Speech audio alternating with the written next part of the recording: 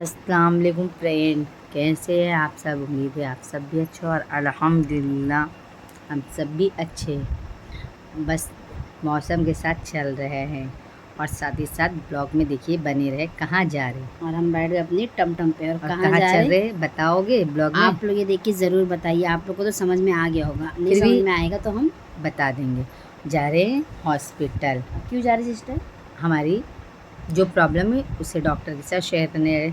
काफ़ी टाइम हो गया तो नहीं गए थे, तो हमें वापस से तकलीफ़ बढ़ गई है, तो हम सोचे लो दिखा ले।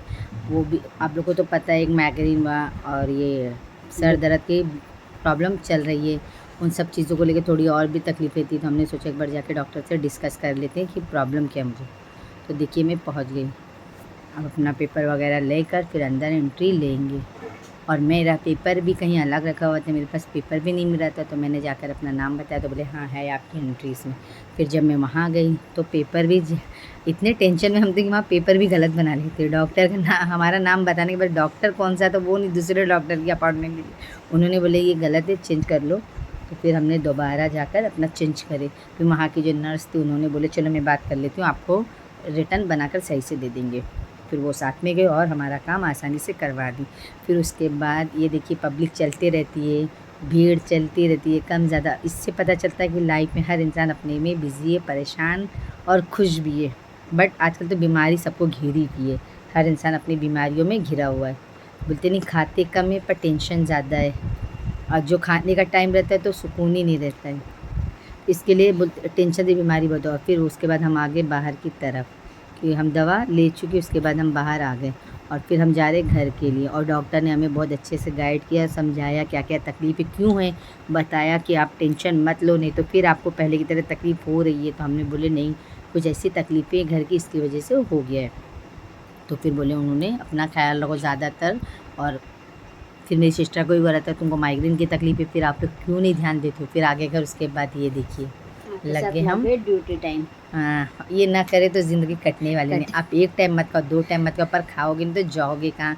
और कब तक बाहर से भी ला के खाओगे, जब आगे पीछे बनाओगे और तभी खाओगे। फिर ये देखिए हम आने के बाद लगे अपने काम में, जो हमारा डेली रूटीन काम है। बट ये था रोटी बनाने का। और हमें थोड़ा से अभी आगे दिखाएंगे ब्लॉग में कि कुछ और भी कुछ अच्छा काम है, वो आप लोग बने रहिए, देखते रहिए ब्लॉग में। और ये हमारी चपाती रोटी फूली फूली वाली, गुब्बारे वाली, यानी बलून टाइप। ये बन गई रोटी। माशाल्लाह रोटी बहुत प्यारी दिख रही है। और आप लोग भी बताना अच्छी है या नहीं। हम ऑयल लगाते, बट हम रोज़ ऑयल नहीं लगाते, कभी कभी लगाते हैं, क्योंकि ऑयल नुकसान रहता है। घी लगा देते तो मेरे अब्बू को बहुत ज़्यादा पसंद है। और ये हमारा जल्दबाजी वाला सालन रेडी होगा। अब इसका नाम है जल्दबाजी वाला, क्योंकि हम हमेशा कढ़ाई में देसी चिकन बनाते थे। इस बार हमारे पास टाइम कम और न्याज कराना था बड़े पीर के नाम से, तो हमने सोचे कुकर में बना ले ताकि झटपट रेडी हो जाएगा, क्योंकि काम टाइम भी बच जाएगा ना सिस्टर। टाइम बच गया और जल्दी बन गया। जबकि हमें कढ़ाई का पतीली का पसंद था, देसी मुर्गा। बहुत दिनों से सिस्टर सोच भी रहे थे कि 11वीं मतलब नियाज करा दे बड़े पीर की, लेकिन नहीं हो पा रहा था। आज फाइनली हो गया अल्हम्दुलिल्लाह। छोटी बड़ी से नहीं, मतलब घर में जितना हमसे हुआ हमने माशाल्लाह उनके नाम से न्याज करवा दी। और ये देखिए माशाल्लाह मेरे निकाल के रेडी हुआ। मेरी सिस्टर को पता ही नहीं चला। मैंने बोली देखो मैं जानमाज बिछा दो, अम्मी न्याज कर देंगे। तो उतने में वो बोलती खाना तो निकालो। मैं बोली आकर देख लो, वीडियो बनाना है। तो जब वो देखी तो शॉर्ट हो गई कि तुमने तो पूरा खाना ही रेडी कर दिया। मैंने बोली हाँ लेट हो रहा था ना। फिर खाना न्याज होगा, उसके बाद हमें भी तो खाना था। और ये देखिए माशाल्लाह मेरा सालन देसी तरीके से रेडी है। साथ में उसके साथ जीरा राइस, सिंपल चावल है ना, सिंपल और रोटी है, स्टीम राइस। और सिस्टर चिकन तो माशाल्लाह एक नंबर बना है, कुकर में बना है, लेकिन अच्छा है। और फिर हम बैठ गए, नेक्स्ट टाइम शुरू हो गया। और दुआ वगैरह पढ़ रहे हैं। हम भी दुआ मांग रहे हैं, हम भी सबके लिए मांग रहे हैं। आप भी मांग लीजिए और आप भी प्लीज़ हम सबके लिए दिल से दुआ मांगना, और अल्लाह ताला हर किसी की मुश्किल आसान करे। और ये देखिए माशाल्लाह 11वीं की किताब हमने पढ़ ली बैठकर। और फिर उसके बाद मिठाई में तो हम बाहर से ले आए, क्योंकि हमने सोचा घर में कोई खाएगा ही नहीं, तो थोड़ी सी लाकर सिर्फ न्याज कराना ज़रूरी था। हम बहुत दिन से सोचे थे बड़े पीर की न्याज करा दे, तो अल्हम्दुलिल्लाह वो दिन आ ही गया। और जब तक बोलते नहीं लिखा नहीं हो तो अल्लाह ताला वो चीज़ करवाते ही नहीं है। और जब तक बड़े पीर ना चाहे कोई मुश्किल नहीं आसान हो सकती। अल्लाह ताला ने इतना बड़ा बड़े पीर को, बड़े पीर दस्तगीर गौसुल आज़म जिलानी शरील्ला को मर्तबा ही अल्लाह ने अता फरमाया है। तो इसके लिए उनकी की हुई करामात से तो हर कोई वाकिफ़ ही है, और हमें भी माशाल्लाह से पता ही है तो ये देखिए हमने भी उनके नाम से न्याज करवा दी। बस हमसे जो गलती हुई वो माफ़ करके हमारी दुआ कबूल करे। और ये सालन ये तो डिश आउट होने के बाद में बना रही, क्योंकि मेरी सिस्टर रह गई थी जयनमाज़ पे रख के अल्हम्दुलिल्लाह सिंपल न्याज चावल वगैरह था। से मेरी जब सिस्टर फारिग हुई बता तो रही थी उसके देखो बाद में सब मैंने रेडी, तो थोड़ा मेरी सा आपको मतलब मैं पहले निकाल ली तो कंफ्यूज थी। फिर माशाल्लाह न्याज भी खाना का, फिर शाम का टाइम हो गया तो समीर ने पूछा कुछ लेकर आऊँ कि अम्मी, तो मेरी अम्मी बोले जो तेरा मन हो। तो हम लोगों ने बोले पिज़्ज़ा लिया, बहुत दिन से पिज़्ज़ा नहीं खाए है ना। फिर तो वो फिर लेके आ गया हमारे लिए चिकन पिज्ज़ा, हाँ मिनी वाला। मिनी वाला, लेकिन आज खाने में माशाल्लाह टेस्ट। और आप लोग को पसंद है या नहीं हमें कमेंट में बताना। और सबसे अच्छी बात तो ये है कि घर बैठे खाने मिल जाए और चल के ना जाना पड़े तो बहुत खुशी लगती है। और किस किस का फेवरेट है वो भी बताना ज़रूर। और ये देखिए मेरे अब्बू लाए थी, कच्ची कैरी की तरह थी, पर हमने इसे रख दिया और माशाल्लाह इतनी अच्छी लाल हो गई है कि अभी इसे कटिंग करेंगे तो आपका दिल खुश होगा।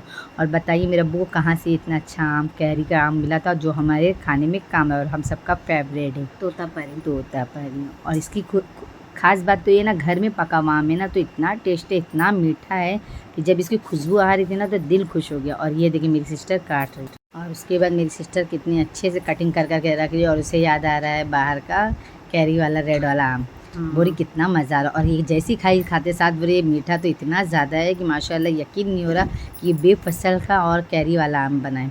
फिर जैसी मैं खाई मैंने भी यही तारीफ़ की कि माशाल्लाह अब्बू ने सच में इतना मीठा और इतना टेस्टी लिया है। और कितना लाए थे, सिर्फ फिर हम लोग का दिल खुश हो गया कि और होता तो मज़ा आ जाती।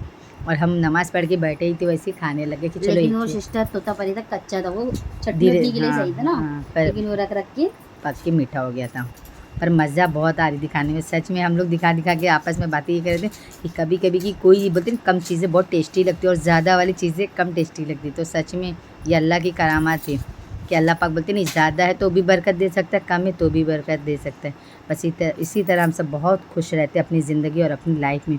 उतार चढ़ाव के साथ खुश रहना सीखना चाहिए, जबकि हम हालात के साथ लड़ते झगड़ते खुश हैं, पर उसके बाद कभी ना कभी तो टेंशन आ ही जाता है। ये ज़िंदगी का मज़ा और सच्चाई है। और हर इंसान के साथ उतार चढ़ाव होता ही है, क्योंकि दुनिया में जब आना है तो तकलीफ सहना, दुआ की दरख्वास्त। मिलेंगे। अल्लाह हाफिज़।